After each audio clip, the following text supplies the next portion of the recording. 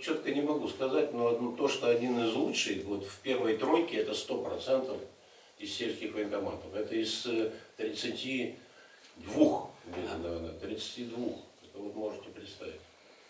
Это хороший показатель, очень сильно. Пользуясь тем, что скоро 23 февраля, хоть у нас военкоматы женщин стало больше, но вы больше. Вы что, тоже, наверное, отмечаете этот праздник, да? У вас и 23 февраля, и 8 марта, так что вы в этом плане у вас больше положительного. Ну, в первую очередь, конечно, мужчин поздравить с наступающим праздником. Это наш святой праздник. День защитника Отечества, День Советской армии военно-морского флота. Это мы все помним, да, и как мы его отмечаем, и это всегда.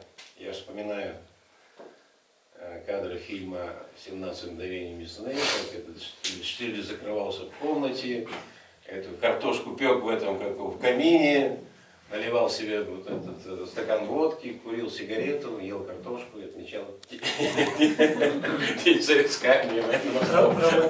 Да. Поэтому все же, конечно, все доброго, чтобы у вас хороший, здоровый, нормальный коллектив. Военком у нас уже 2 раза в Ригу вошел, так что таких у нас еще есть. Мингареев, 2 вас, да? Нет, еще кто-то есть. У нас есть такие, когда уходили, потом приходили.